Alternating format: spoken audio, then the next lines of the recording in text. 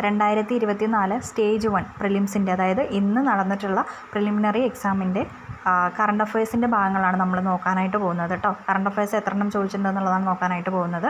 First question, 2024 സാഹിത്യത്തിനുള്ള Nobel സമ്മാനം ലഭിച്ച ഹാങ്കാങ്ങിനെ കുറിച്ചുള്ള താഴെ കൊടുത്ത പ്രസ്താവനകളിൽ ശരി ഏത്? സാഹിത്യ നൊബേൽ ലഭിക്കുന്ന ആദ്യത്തെ ദക്ഷിണ കൊറിയൻ സ്വദേശിയാണ്. സാഹിത്യ നൊബേൽ നേടുന്ന ആദ്യത്തെ ഏഷ്യൻ വനിത. ദ വെജിറ്റേറിയൻ എന്ന നോവലിന് മാൻ ബുക്കർ പുരസ്കാരം നേടി. ദ വൈറ്റ് ബുക്ക് അവരുടെ ആത്മകഥാപരമായ രചനയാണ്. ആൻസർ എന്താണ്? ആൻസർ എന്ന് പറയുന്നത് ഓപ്ഷൻ ഡി ആണ്. എല്ലാം ശരിയാണ്. ഓക്കെ, അതായത് ഹാങ്കാങ്ങിനെ കുറിച്ച് പറഞ്ഞിട്ടുള്ള എല്ലാം തന്നെ ശരിയാണ്. അടുത്ത ക്വസ്റ്റ്യൻ, 2024 നടന്ന ബ്രിക്സ് ഉച്ചകോടിയുമായി ബന്ധപ്പെട്ട് താഴെ കൊടുത്തിരിക്കുന്ന പ്രസ്താവനകളിൽ ശരി ഏത്? 16ാം ഉച്ചകോടിയാണ് കസാനിൽ നടന്നത്. കസാൻ സ്ഥിതി ചെയ്യുന്നത് ചൈനയിലാണ്.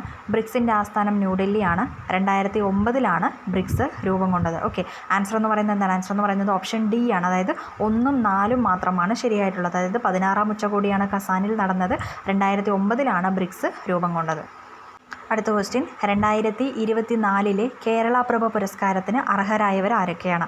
ആൻസർ ഓപ്ഷൻ സി ആണ്. എസ് സോമനാഥും ഭുവനേശ്വരി. അടുത്ത ക്വസ്റ്റ്യൻ, 2024 ഉപതെരഞ്ഞെടുപ്പ് നടക്കുന്ന നിയമസഭാ മണ്ഡലങ്ങൾ ഏതൊക്കെയാണ്? ആൻസർ ഓപ്ഷൻ ഡി ആണ്. പാലക്കാടും ചേലക്കരയുമാണ്. ഓക്കെ, അടുത്ത ക്വസ്റ്റ്യൻ എന്ന് പറയുന്നത് 2024 ബ്രിക്സ് സമ്മേളനം നടന്നത് എവിടെയാണ്? ബ്രിക്സിൻ്റെ സമ്മേളനം നടന്നത് എവിടെയാണ്? Option A Russia. ഓക്കെ.